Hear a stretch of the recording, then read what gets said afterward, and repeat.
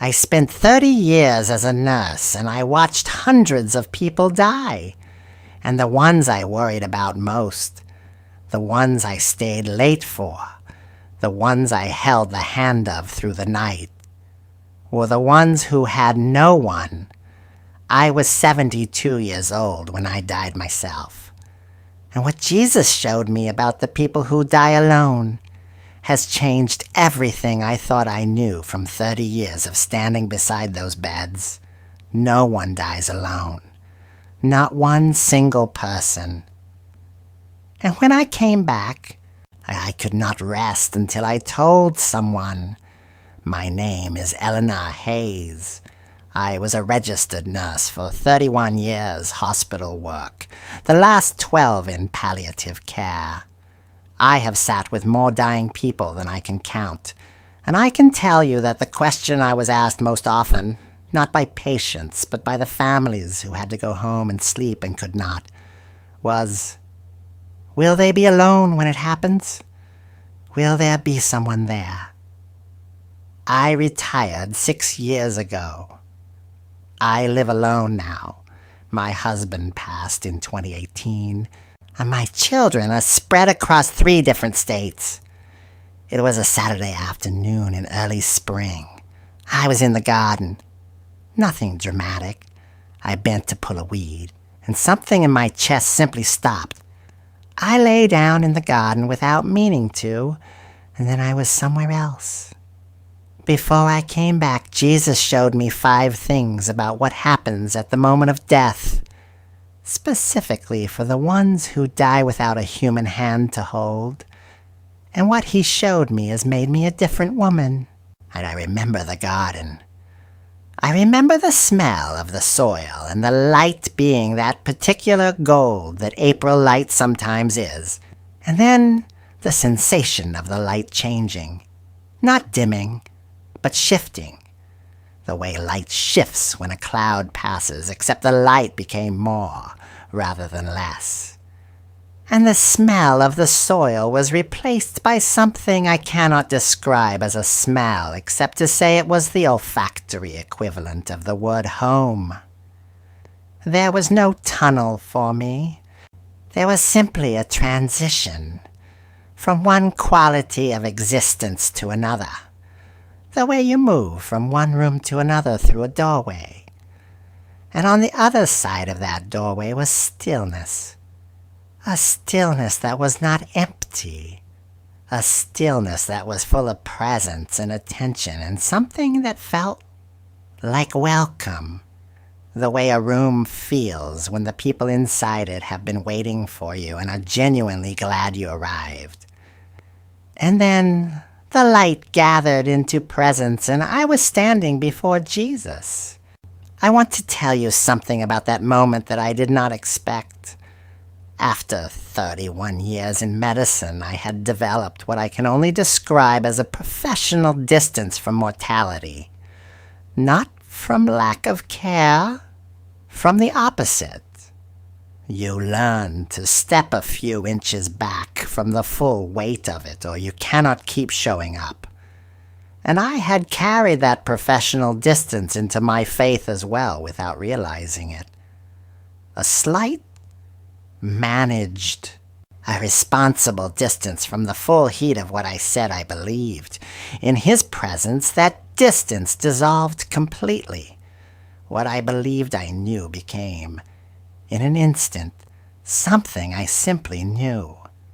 And he looked at me with eyes that had been present at every death I had ever witnessed, and he said, "Eleanor, I need to show you something, because my people are afraid for the ones who die alone, and the fear is based on something that is not true."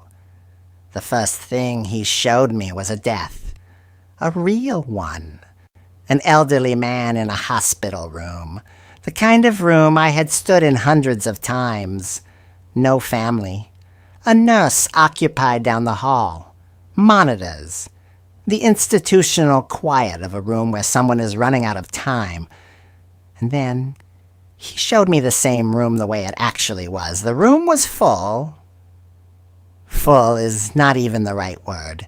The room was attended. There were presences gathered at that bedside that no instrument could have measured and no camera would have caught.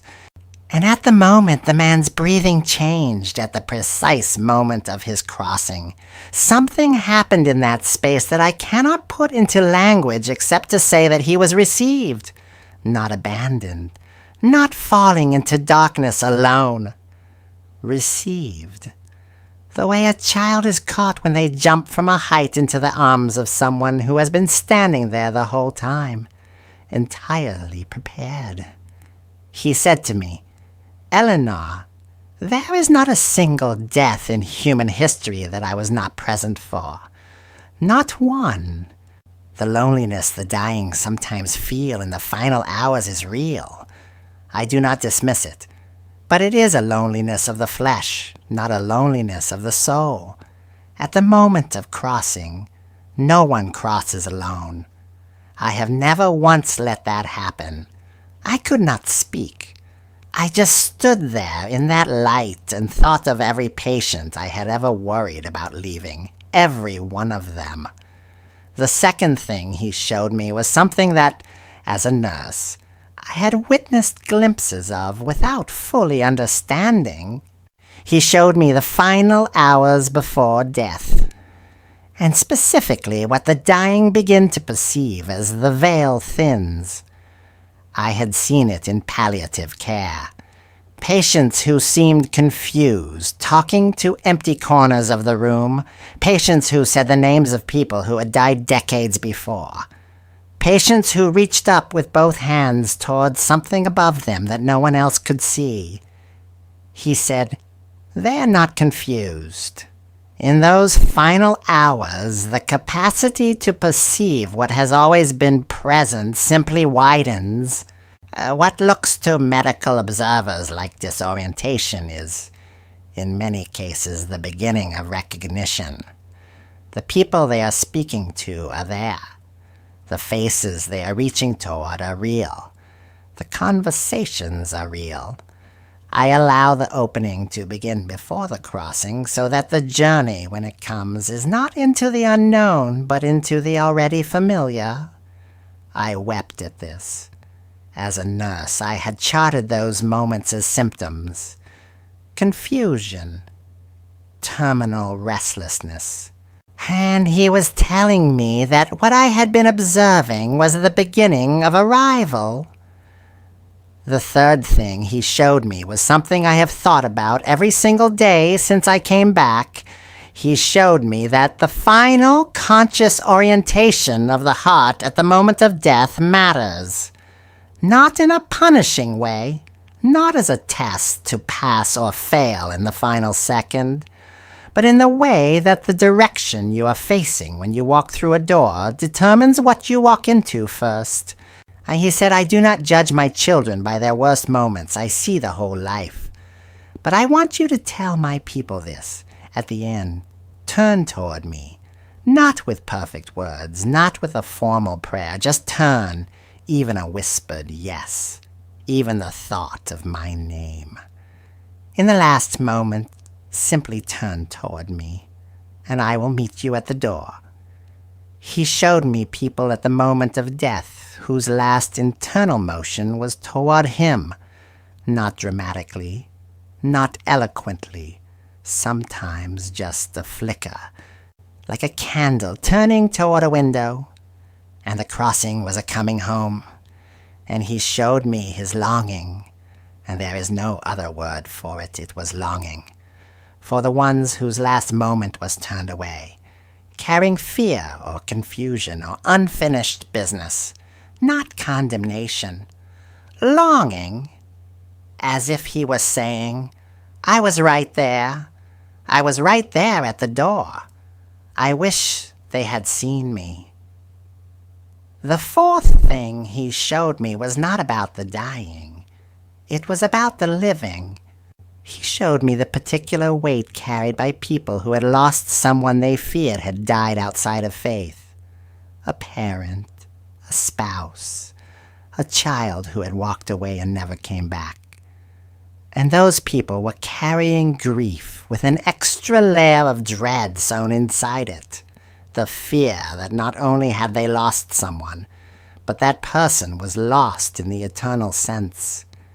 He said to me, "Eleanor, I need you to tell them to stop sentencing the people they love. My capacity to reach a human heart is not limited to the moments that are visible to other humans. I have access to the interior of every person in the moment before the door closes.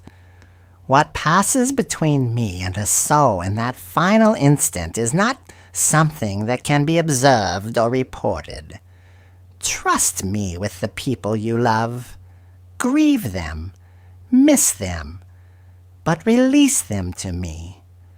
I am more merciful than you can imagine, and I'm not finished with any conversation until I choose to be." I thought of every family member who had ever pulled me aside in a hospital hallway and whispered, "Did they say anything at the end? Was there any sign?" And I understood now what I had not understood then, that they were asking a question I could never have answered, because the answer was happening somewhere I could not see. The fifth thing he showed me, the one he saved for last, was the simplest and the most staggering. He showed me what waits at the moment of crossing. Not the abstract beauty of heaven, not the light, though the light was there. He showed me the faces. Every person who crosses is met by someone, not alone, not by a stranger, by someone who knew them, someone who loved them, someone who had been waiting with the particular quality of joy that only comes from reunion after long separation. He showed me an elderly woman crossing and being met by her mother. Her mother, who had died when she was 9 years old and whom she had spent 63 years missing. He showed me a young man being met by a grandfather who had been the only person who ever made him feel worthwhile. He showed me a woman who had no family on earth being met by children. Children she had lost before they were born, grown now. Who knew her? He said, "No one I love enters alone." And the reunion is not a formality. It is real. The love is real. The recognition is real. Everything that was taken too early, every relationship severed before it should have been, every person who felt they had no one. I restore it. I restore it all. I came back to the garden, to the smell of the soil and the April light and my neighbor's voice calling my name from the fence. I lay there for a moment before I let her know I was awake, and I looked up at the sky, and I thought about every patient I had ever worried about leaving, every room I had ever walked out of, every family I had tried to comfort with imperfect words about what I did not truly know. I know now. No one crosses alone. Not one. The room is attended. The door is watched. The reunion is real. And the last thing anyone needs to fear is dying without a human hand to hold, because the hand that matters most is already there, already waiting, already extended. I am 72 years old. I was a nurse for 31 years. I have watched more deaths than I can number, and I died in my garden on a Saturday in April, and came back because apparently I had not yet said the most important thing I had to say. The person you are afraid died alone. They did not die alone. The person you lost before you had a chance to say what needed to be said. He was there for whatever you could not be. And when your time comes in whatever room, whatever city, whatever hour, you will not be alone either. Tell me in the comments, is there someone you have been carrying fear or grief for? Someone you lost and worried about? You do not have to say their name. Just tell me you are carrying it, and we will carry it together for a moment. No one crosses alone. Not one single person. He told me to tell you that, and I have.